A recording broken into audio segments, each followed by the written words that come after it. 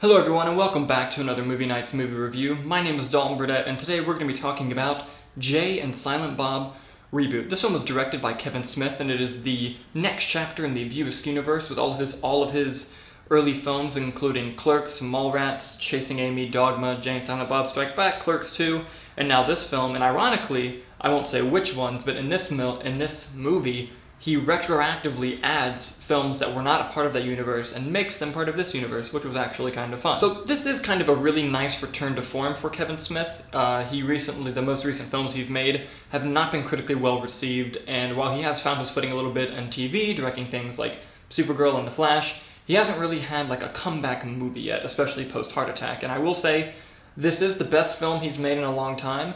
It's not perfect, and it's not a quote-unquote great movie, such as like Clerks and Chasing Amy, but the movie knows exactly what it is. It's very meta, and it's both drama and comedy, and it is so much fun to watch. First of all, just the return of Jay and Silent Bob in their full glory, as if they've never left, was really fun to see, and Jason Mewes gives arguably his best performance as Jay, although I really liked him in Dogma as Jay, so maybe his second best performance. And the whole shtick of this movie is that it is a commentary and joke about reboots and sequels while being one at the same time.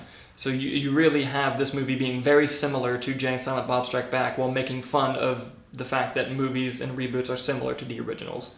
And, you know, that joke is the through line of the film, and it is very fun. This film is full of comedy, most of it which it works, some of it doesn't, but this movie also has a lot of really well done dramatic moments, even though some of them seem to come out of nowhere. It's no secret, it's in the trailer, that Ben Affleck does reprise his role as Holden McNeil from Chasing Amy in this film, and that entire sequence stands out as the obvious best part of the movie. Not only is it funny with meta humor, but also just the entire monologue that Ben Affleck's character gives is incredible. And I saw the film on the Reboot Roadshow, and Kevin Smith talked a little bit about that scene, and apparently that scene didn't even exist until the last week of production. And when you watch the movie, I wouldn't have even known that had he not told me, because it is clearly the best part of the whole thing. Some negatives about the film: while it is overly cheesy and it's in tone with the Jay and Silent Bob characters, some of it goes a little bit too over the rails, where it's just like, okay, you lost me a little bit there.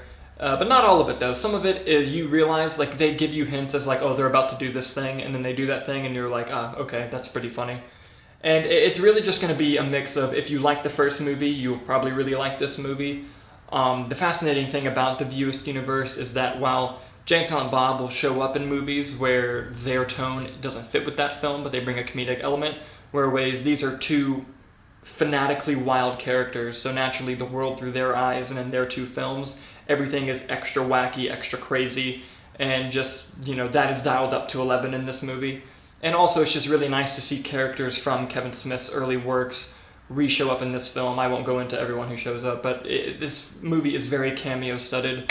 So overall, it is a really fun, enjoyable time, despite some very obvious flaws that you can't always ignore. I'm going to give Jay and Silent Bob Reboot a B+. Thank you guys so much for watching, and I hope to see you soon.